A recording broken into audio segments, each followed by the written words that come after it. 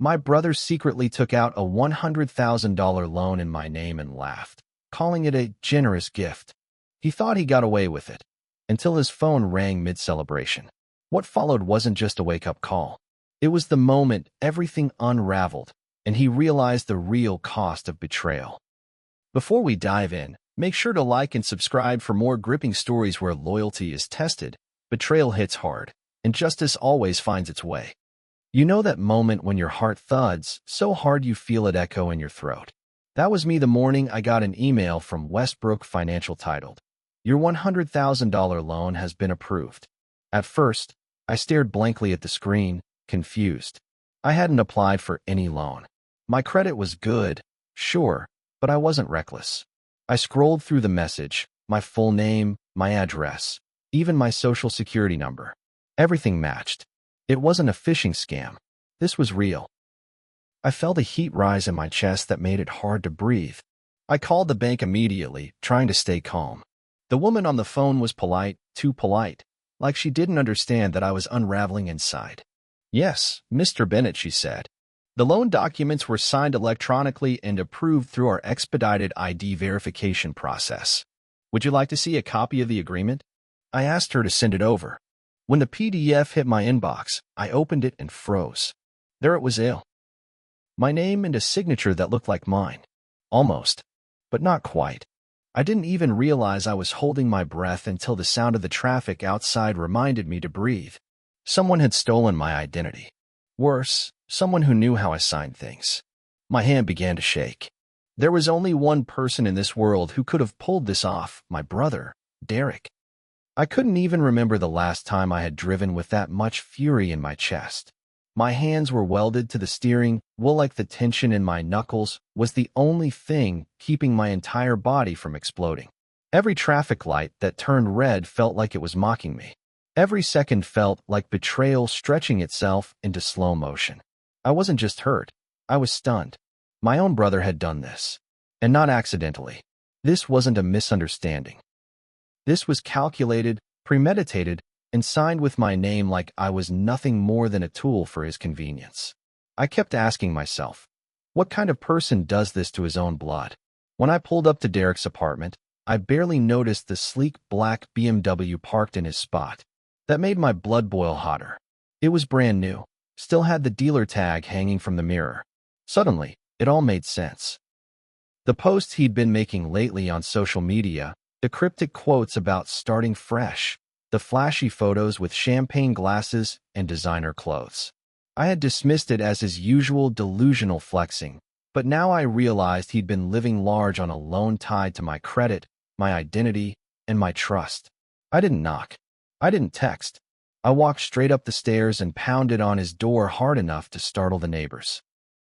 It took a few seconds before I heard footsteps, and the familiar sound of Derek cursing under his breath probably annoyed someone was interrupting whatever cocktail fantasy he had going inside. When the door finally swung open, he stood there wearing that stupid silk robe he always wore when he was pretending to be rich. A drink in one hand, his phone in the other, and that look, that smug, lazy, disrespectful smirk that had followed him since we were teenagers. "Ethan," he said, as if I had just shown up to bring him good news. "Didn't know you were stopping by." I didn't say anything. I just stared him down. Then, without waiting for an invitation, I stepped inside. He didn't try to stop me. He just closed the door behind us like nothing was wrong, like I was just his baby brother dropping in for a chat. The apartment looked like something out of a rental showroom. Leather couches, a 70-inch TV on the wall, champagne chilling in a silver bucket on the glass coffee table. There were voices and music coming from the balcony. Laughter. Someone probably thought this was a party. "I got an alert from the bank," I said, voice low but sharp. "A loan. $100,000. In my name." He blinked once, then raised an eyebrow. That. I echoed, already shaking. "That's what you're calling it? That?" He strolled over to the champagne bucket and poured himself a fresh glass like we were catching up over brunch. "Ethan," he said, as if I were the irrational one here, "you've always had good credit. You've got savings. You're the responsible one. It's not like it's going to hurt you. I just needed a leg up. A jump start." "You stole from me," I snapped. the words tasting bitter in my mouth. You committed fraud. You forged my signature. That's a felony, Derek. He waved me off with his glass. Relax. You're not going to report me. You're too good for that. Always have been. You're the guy who plays by the rules, who forgives, who doesn't rock the boat. That last part hit harder than it should have. Because he wasn't wrong, not entirely. I had always been the one who gave him second chances. When he borrowed money and never paid back. When he disappeared with Dad's old tools. When he lied to Mom and made me cover for him. I always picked up the pieces. Always kept my mouth shut for the sake of peace. But this time was different. This time, he didn't just cross a line, he stomped on it. You do realize the bank's already investigating, I said, locking eyes with him. I told them it wasn't me, that it was fraud. They're going to trace the IP. They're going to look at the video footage from the branch printer. They're going to know it was you. He gave a slight shrug and sipped his champagne. By the time they figure anything out, I'll have it paid off. It's already invested. I just bought in on a crypto coin that's about to pop. I'll clear the loan and you'll never feel a thing. He actually believed that. Believed his fantasy investment would magically erase the damage. Believed I'd just sit back and let it happen. And maybe once upon a time, I would have. But not anymore. Not after everything I had sacrificed to build a life with dignity. Not after every time he made a mess and expected me to clean it. You crossed the line, I said, turning toward the door. You don't even realize what you've done. Come on. He called after me, laughter in his voice. Don't be so dramatic. It's just money. And it's not like you're hurting for it. Consider it a family favor. I turned back just before leaving. He was standing there in his stupid robe, grinning like he'd won. You'll regret this, I said. And not because I'll do anything. But because you finally made the mistake of betting against me. And then I walked out. Not angry. Not broken. Just done. When I got back home that night, I didn't sleep. I didn't even sit. I just paced. Back and forth. Over and over, until the hardwood floor felt worn under my feet. I replayed the conversation in my head 100 times. Derek's voice. His laughter. The champagne glass glinting in his hand like a mockery. His arrogance wasn't just infuriating, it was dangerous. He didn't see what he did as wrong.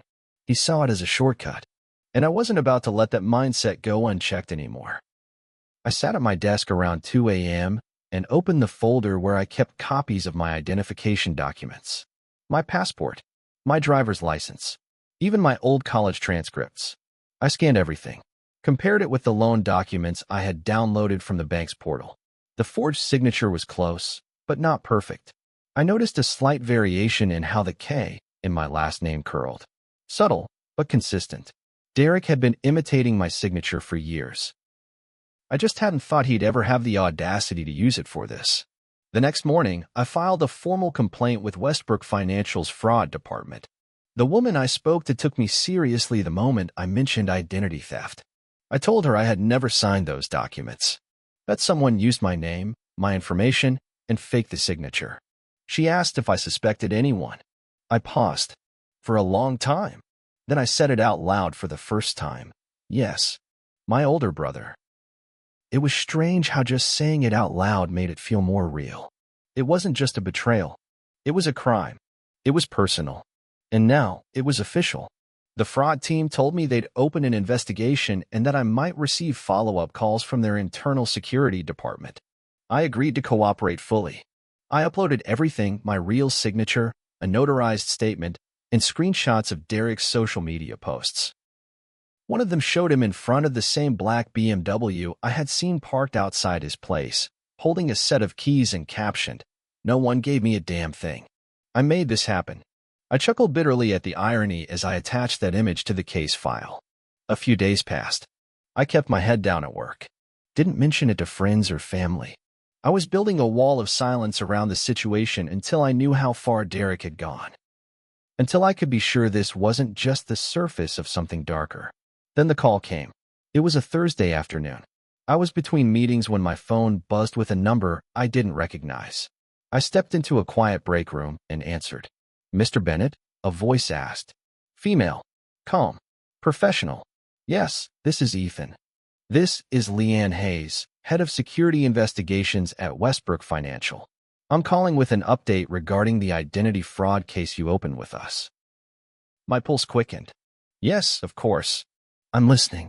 We've completed a preliminary review of the electronic records associated with the loan. Based on the IP address used to sign the documents, the device location, and the security footage pulled from the branch printer used to submit physical paperwork, we've determined with a high degree of certainty that the individual who submitted the documents is not you. I closed my eyes and exhaled. It wasn't relief. It was confirmation. The kind that changes your posture. The kind that turns quiet pain into cold clarity. There's more, she continued. We're obligated to report cases involving intentional identity fraud to local authorities, and we'll be forwarding our report to the district attorney's office. I also want to inform you that the individual in question will likely be contacted directly very soon. Thank you, I said quietly, for taking it seriously. She paused. Then, in a softer voice, added, Mr. Bennett. I'm sorry. It's never easy when the person responsible is someone close to you. But you're doing the right thing. I hung up and just sat there for a few minutes, staring at nothing. The break room clock ticked louder than it should have. My phone was heavy in my hand. Not because of the call, but because I knew what was coming next. Derek had made his move with reckless confidence. Now, the world was about to call his bluff. It was only 2 hours later when his phone rang. I wasn't there to see it, but I'd later hear about it from one of his friends who would eventually come clean.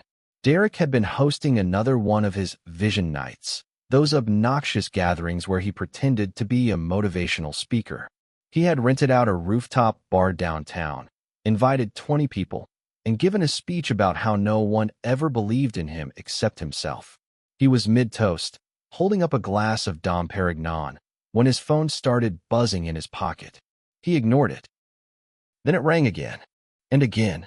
He finally stepped away to answer. Everyone said they saw the smile fade from his face the moment he said, hello. His back stiffened. His eyes darted around. His fingers started twitching.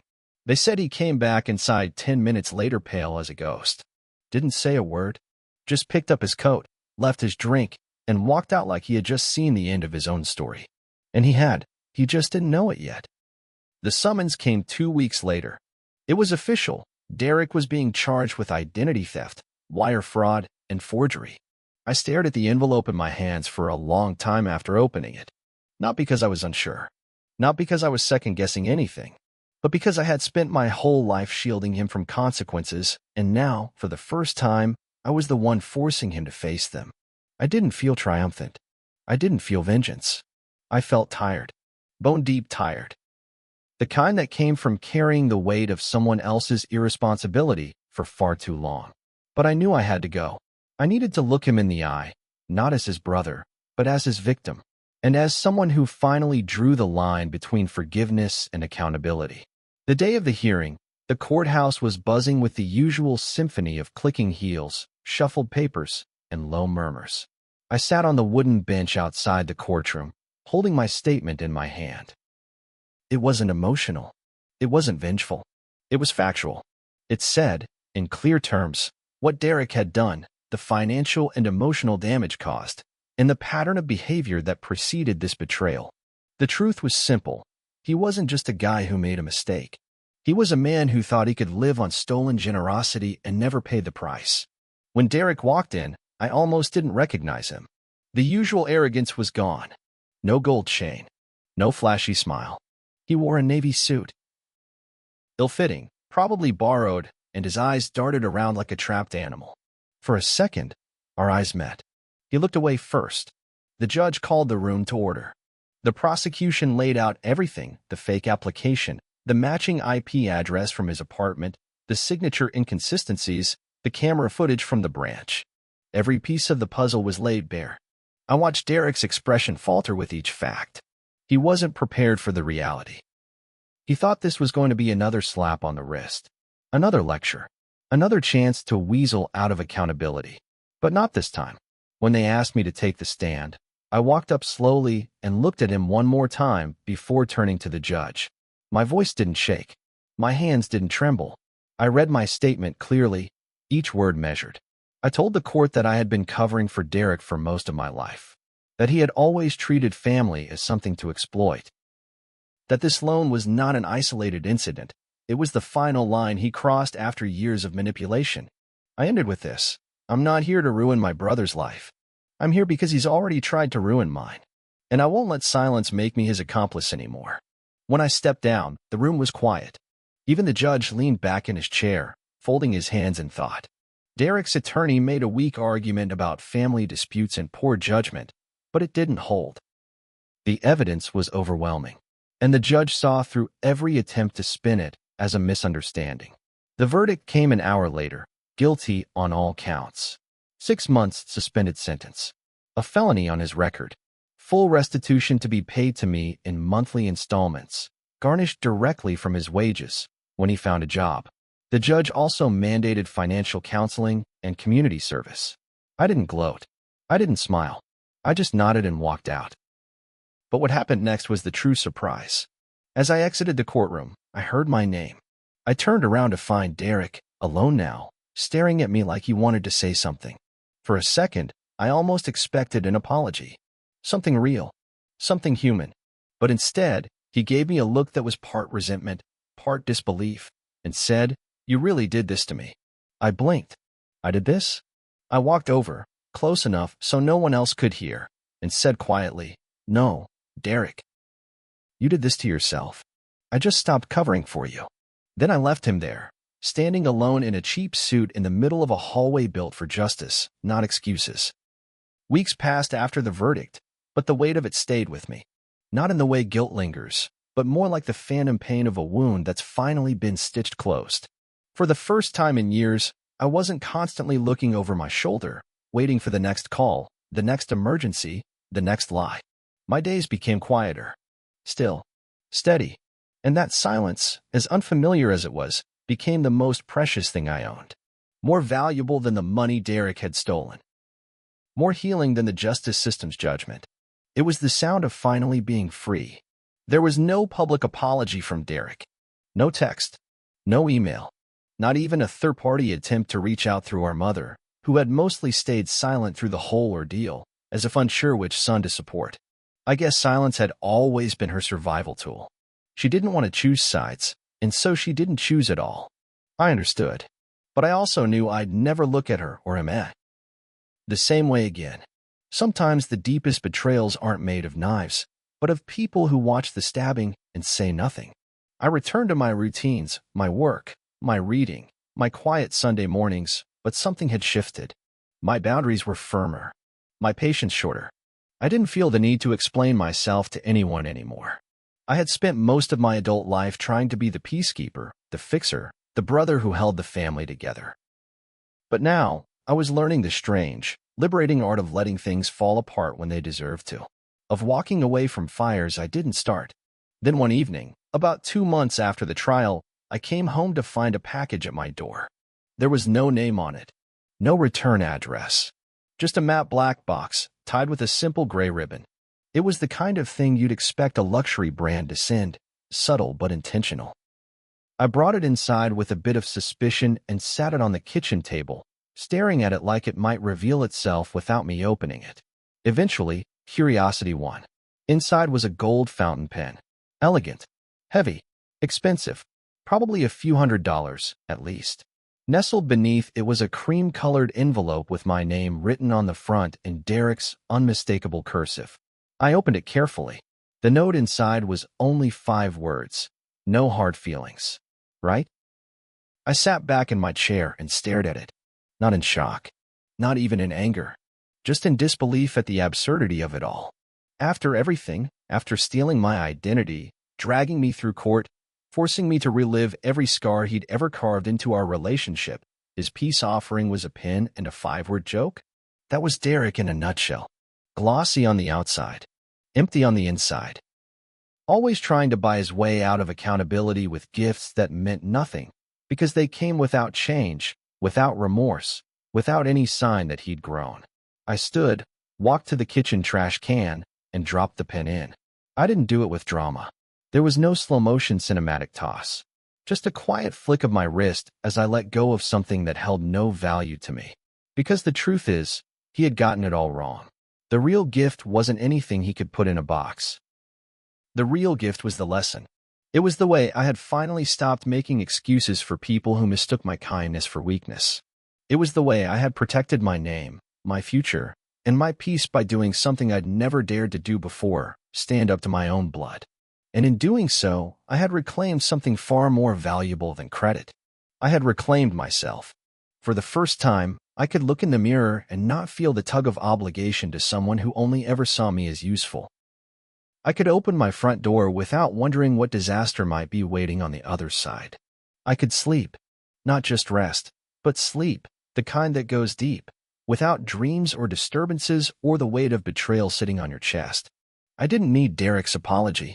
I didn't need his redemption. I had my own. That was the real gift, and it was mine to keep.